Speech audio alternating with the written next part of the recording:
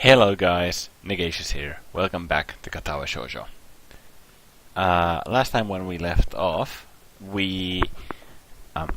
my mic is off, I think. Wait. Test. Never mind, it's good. So, sorry about that. Anyways, last time we went to the library, or we rather exited the library after or Lily, I don't know yet which, scared Hanako, I should say, off. And Lily went and tried to comfort her.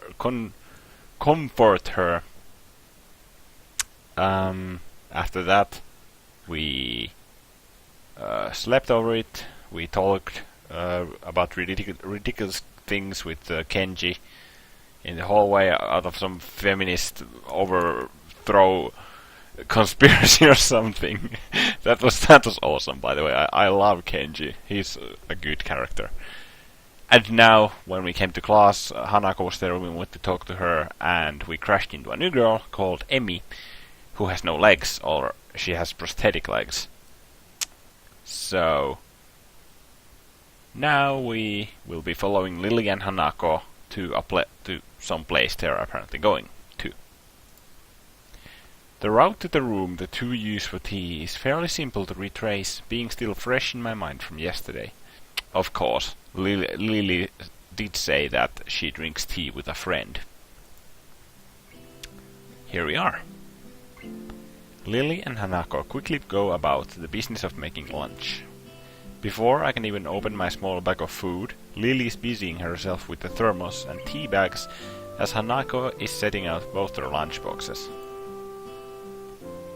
So, that's not Lily.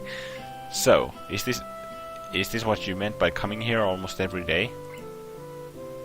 Yes, Hanako and I usually have lunch here. It suits both of us, so we ended up using this room regularly. After seeing Hanako's reaction to me over the past couple of days, I can understand why that is a boon. That and Lily being able to get some quiet away from her class as well. I take my seat last after Lily's poured the tea for us and sits down. Hey, there's the three of us now. Hanako looks so cute, like, I don't know. The more time I spend with these two girls, the more I think they're a perfect foil for Misha and Shizune. Even without a voice, Shizune is direct and brash, and Misha seems to get along with everyone. On the other hand, Lily is soft-spoken and relaxed, while Hanako seems to be the shyest girl I've ever met. So, how are you faring in Yamaku, Hisao? You seemed a bit flustered before. Well, apart from getting lost every now and then, and being crash-tackled outside my classroom, fine, I guess. You looked pretty hurt before. Are you really okay? I can't remember what kind of voice did I give Hanako, Jesus. I think it was really, like, tender and shy. I apologize if it's wrong from the previous episodes, or episode. For a brief moment, I consider telling Hanako and Lily about my condition, but then I hold it back. I can't tell why, but for some reason I feel uncomfortable talking about it to these relative strangers, even if they have been pretty friendly. Yeah, it's nothing. I was just a bit startled. Judging from the two girls' expressions, I don't think that they're buying it. But what I assume is their way of respecting my privacy, they don't press the matter. I guess that is one of the unwritten rules around here. Don't ask. Even if people's conditions are obvious, like Hanako's, there's still bound to be a story involved. Yeah, figures. Everyone has things that they don't feel comfortable speaking about, and I think everyone here recognizes that. So, how long have you been in this school? You both seem to know your way around pretty well. Well, I've been here since the start of high school, but only moved into the dormitories a year ago. Hanako joined at the start of high school as well, and moved to the dormitories when she did, if memory serves right. That's right, since high school. So you've known each other since then? Since I moved, yes. Hanako lives next door to me, so it's only natural, right? Right. Yeah, of course. Living next to someone is probably reason enough to befriend them. Though I'm guessing that Lily's blindness played a part in it as well. Oh, come on. Well, I mean, I'm not even gonna comment on that. I can't imagine Hanako easily making friends with someone who has to deliberately avoid looking at her scars. Yeah, I mean, they can be a hindrance, though they shouldn't be. With the immediate conversation dried up, we start to eat our lunch.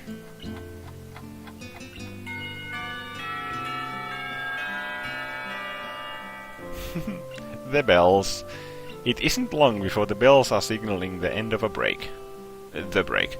Like me, the girls pack up their lunches as efficiently as they set them out.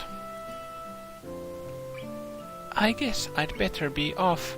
Are you going to go with Hisao, Hanako? Hanako looks up at me, and for a second I can see that she's considering skipping class, maybe just to avoid walking to the classroom with me. Yes. I don't know what to think of it. Hanako really is delicate to the point of breaking if looked at in the wrong way. It makes me a bit nervous too, but I push the feeling aside, trying to be as natural as I can. We should hurry then. Class has already started by the sound of it. Lily gives a nod of farewell as she bends down to take her cane, Hanako and I filing out before her. We walk quietly down the empty halls to our respective classes. As we reach the door to Lily's 3-2 classroom, she turns towards me. Hisao, thank you for sharing lunch with us today. My precious. My precious! My pleasure, Lily. And with that, we part ways. Lily entering her classroom and leaving Hanako and me to make off to our own. She's still looking like she wants to run away. So, do you really want to go back to class now? Yes. Okay then. I feel like I should say something more to her, but it's kind of hard to come up with anything that would be appropriate and safe enough. And Lily was right. The more time we spend out here, the more explaining we have to do. I open the rear door to the class and walk in. The teacher looks up at me and opens his mouth to say something. However, as Hanako follows me in and closes the door, he simply nods to us and continues the lecture. This is the third time that Hanako has had her truancy practically ignored. There's definitely something going on here. Yeah, like, why are they like ignoring her? Or like, I don't know. As we make our way to our seats, and I notice that Misha and Shizune are both missing as well. I wonder if it is some form of informal agreement with the staff, or if it's a perk afforded to the unique students of this school. Trying to make as little disturbance as I can, I extract the relevant textbooks from my bag and start catching up. The class goes on quietly. The teacher seems like an okay person despite the weird first impression I got, and the material is relatively interesting. However, the way he teaches is really bizarre. It's as if he expects that everyone is a natural genius.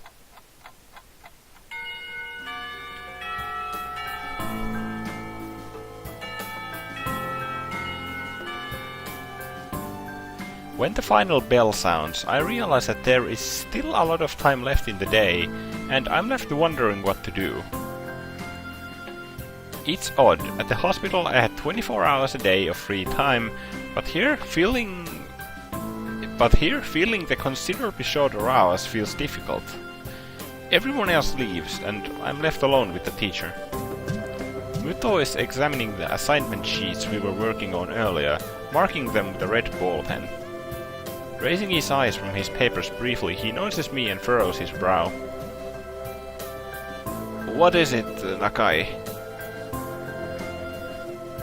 I jump at him addressing me, but I guess it's natural to spark some conversation since there's nobody else around. Nothing. Thinking about what I do after school. The teacher slowly puts the cap on the pen he's holding and arranges his papers into a stack, clucking it against the desk twice. Also, this soundtrack, this was really loud. Like it's not the video. It's just in the game. This one track is way louder by the bass than anything else. So I apologize if it kind of blasts through. He seems very methodical, and for a brief moment I'm reminded of Shizune, but the teacher is more unhurried and relaxed, much more routine. You have no plans? No, I considered joining a club, but don't know what kind of club would interest me. Go observe a meeting of someone else's club. Might pique your interest. I guess. But I don't know how to continue from there. Muto looks at me in a way that makes me quickly want to take the words back to avoid a conversation. But I can't, so I have to forge ahead. I just don't know how to deal with people. I mean, the other students. I'm talking to people and everything, so it's not that I'd be isolated or anything. I just don't know what to think about the disabilities. It's like, it feels that I'm being impolite if I pay attention to them, and it's weird to ignore them. Damned if I do, damned if I don't. The teacher scratches his cheek absent-mindedly, looking very unresponsive. These things are only an issue if you make them one.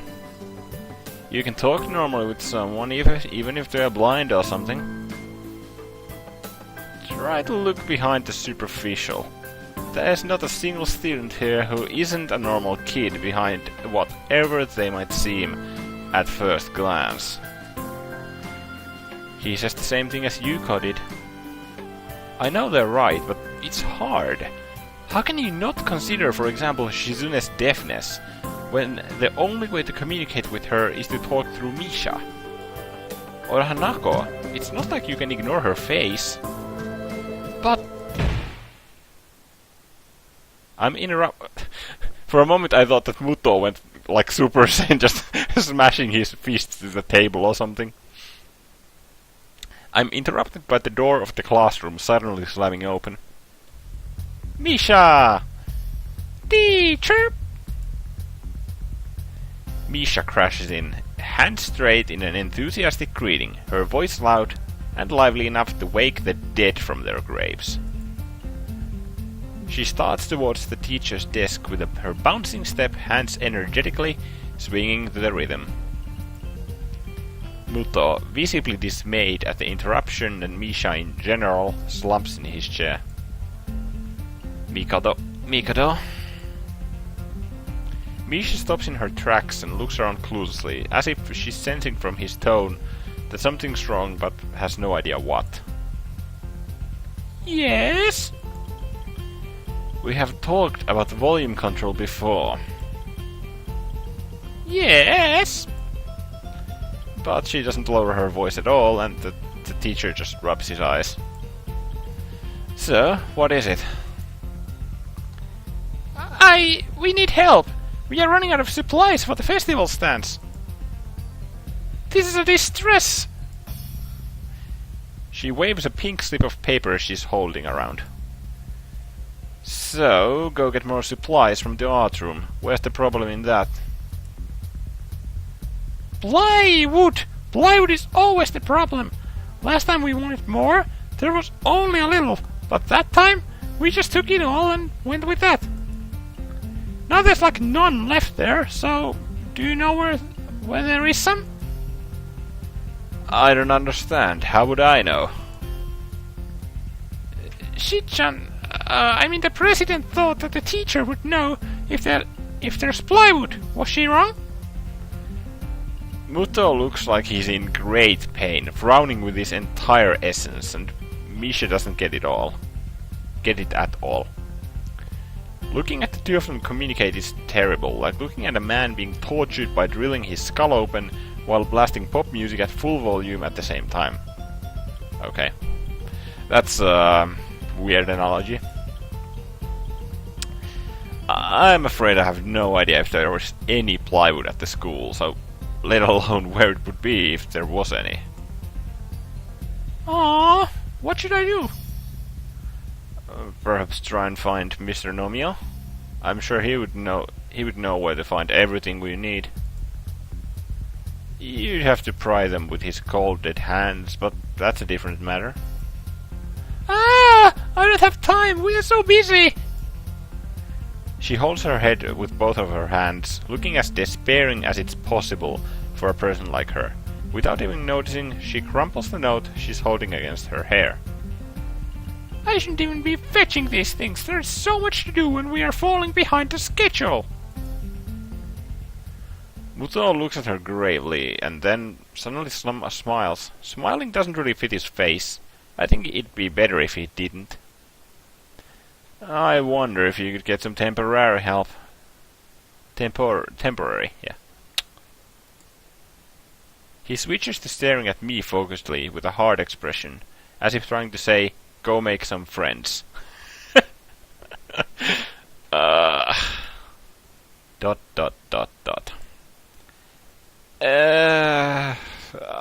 guess I can give you a hand. You can? Thanks, Hichan, you're really nice. She pauses, does a double take, and then points at me with her finger, yelping, Ah! Ah! and looking very puzzled. Come to think of it, what's Hichan doing here? Class is over, you should be having fun! We just had a little chat. Oh no, it's not detention, is it? Are you in trouble, Hichan? Detention, yeah. No, I'm not. Is Hichan in trouble, teacher? No, he's not. Muto sighs deeply, and I feel like I have to help Misha to get her off of the teacher's back. So, what do you need? Here's a list. I can try to find the plywood from somewhere if there's none in the art room. She offers me the note she's holding. I take it, hesitating a bit. I said I'd help you, but this has no implications on whether I'm joining this council or not. Aww. Still, thanks, Hichan. Try to be quick. We're on a stall building break streak now. We must hurry. She bounces out of the classroom, leaving me and the teacher looking at each other with something that feels like a silent agreement. Well, there you have it, Nakai. You have something to do now. Please don't sound so smug. Looking at the list with a number of items ranging from paint to plywood, all written with small, neat handwriting that is undoubtedly Shizune's, I heave a sigh. I'll be going then. Waving the long list limply at the teacher, I exit the hallway. The classrooms closest to us are designated belonging to classes 3-1 and 3-2 on the right side, and 3-4 on the left side, each door looking exactly the same. Further down the corridor, still with identical doors, are rooms that I didn't think were used for classes. I guess the art room is not a classroom as such. I carefully push open the furthest door and peek in. It's a classroom, but it seems rather badly kept or not in use. Am I in the right place? Desks and chairs are all around the room, a thin layer of dust settled on them. There are some easels in the corner, so at least this looks like the right place. The room is flushed in sunlight from the big windows, shadows creeping all over the desks. Specks of dust are dancing in the stagnant air, making the beams of light almost visible. Jokingly, I call into the empty room. Anybody home? Something catches my eye and I stop mid-sentence. What? Sitting at a desk is a short-haired girl, curiously wearing a boy's uniform, with a fork between her toes, a morsel of food stuck firmly on the end. Wait, with toes? Wait, don't tell me she doesn't have arms. Oh fuck yeah, this music. Someone commented to me on the last episode that each character has like a specific, their own specific theme. And I have a feeling that this is awesome. I liked Lily's, but I don't know, this just might be the coolest so far. The nurses was still pretty cool as well. Or the one that played in the nurse's office.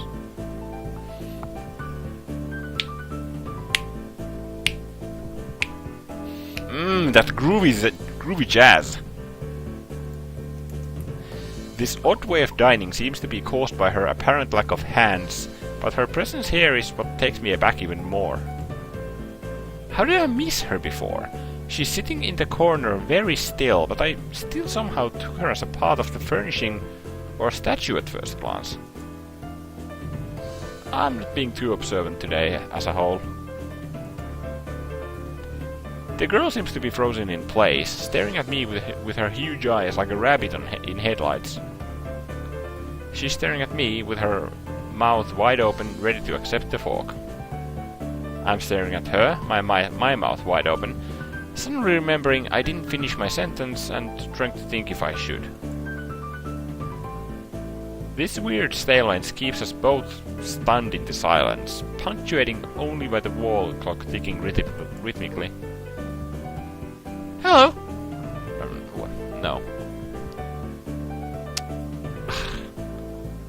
I have a feeling like Emmy's voice would fit this girl better. Hello? Hello? Hello? Hello? I don't know. Like, I have two high-pitched voices for Emmy and Misha. Then I have like a shy voice for Hanako, and then I have a really like collected voice for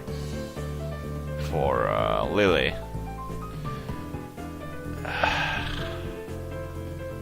The hell kind of. Hello. She's gonna. I don't know. I might want to go for the British kinda that voice.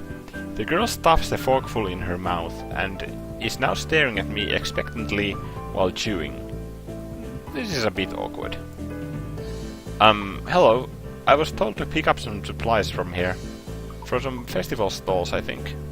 I didn't think there would be anyone here. There isn't. That's why I came here too. She picks up on the forkful. Doesn't that mean that you're here then? Yeah, she doesn't have arms. She raises her eyebrows as if she was suspecting my observation was false. You are pretty observant. I guess it does, but who are you? This girl is pretty straightforward, isn't she? I'm Nakai, Hisao Nakai. I just transferred in on Monday. I'm Rin, Tezuka Rin, Rin Tezuka. Tezuka, huh? Or Rin, I should say, yeah.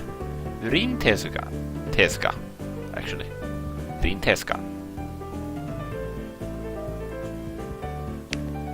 I won't shake hands with you, but at least we know who we are now. Aww. We can shake feet. That's very nice. Her deadpan manner of talking makes it hard to determine whether she's joking about shaking hands or not. It kinda bothers me joking about these matters doesn't feel appropriate at all. While I'm trying to figure out what's appropriate and whether this girl is, she seems to have lost interest in me and is now gazing yearningly back at her food. Can I continue my lunch? If you don't mind me, I won't mind you. If you need to get your stuff, the supplies are at the back. Go right ahead, but lunch? School's already over for today. What word would you use then? I talk so fast, like, Jesus. Once in a while I like stop, and then I'm like, what the hell did I just say? What word would you use then? There is no word for meal you eat after lunch, but before dinner, right? It bothers me very much too, so I don't know really what I could say. Or should say. I don't think you're supposed to eat a meal between lunch and dinner to begin with. But I'm hungry now, and my delicious boxed lunch would go to waste otherwise. I have curry, it's very delicious. With much decisiveness, Rin once again picks up the fork between her toes, and with at least as much impoliteness, she points it straight at me. So, Nakai, what brings you here? Like I said, I was told to look for these things. No, the school. From outside you look fine. Is your problem inside? I come to a full stop, opening my mouth, but not getting a word out. I can guess. I'm good at guessing. Better than most people. Rin cuts me off before I can answer her question or skirt around it somehow. I don't know which I would have done. I froze in front of this issue again. I haven't even told anyone here about my condition, or maybe it's only because it hasn't really come up. I do get the feeling that not making issues of this is a part of the social code here, as the teacher said. I wonder if the people here could relate.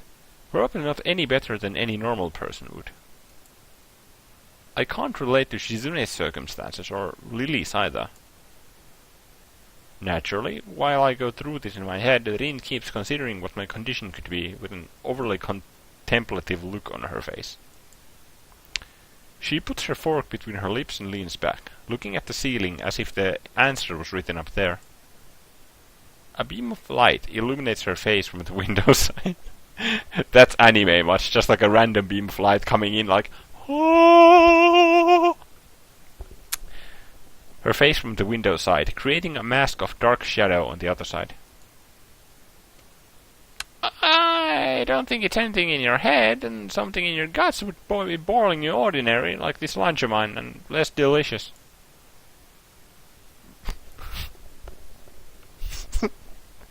Of course. The problem must be in your pants! Okay. This messed up Sherlock Holmes kind of statement, and the sheer lack of tact of it, was dealt with... What?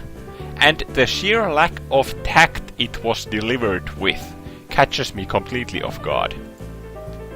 I think I might have reeled back even physically as Rin's eyes widened in revelation and astonishment. So I was right! There's something wrong with your tackle, isn't there? Still partially in shock, but recognizing the need to reply something, I spit out the first thing I can think of. No! Nothing like that! I have a heart problem! Arrhythmia! I said it, more like blurted it out, but said it. The girl in front of me purses her lips together and glowers at me, looking very disappointed. How boring! Trouble in the pants would have been much more scandalous. What's with... That one weird, like... is really weird in the song. What's with this reaction? I'm sorry to let you down. I forgive you. I collect people, and a person with, that kind of problem would have been really great. collect people? People with different problems. Ah, so you just, like, go around asking people what's wrong with them? Pretty much. I see.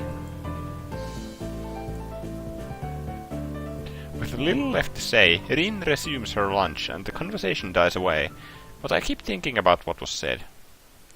It's the first time I told anyone else about my condition.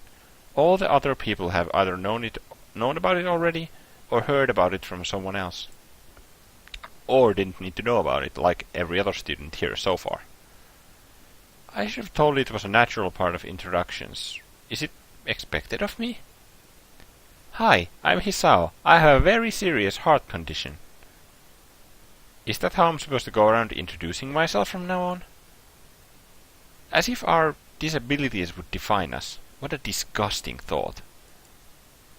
Or maybe this Tezuka girl just has an unnatural interest in such things.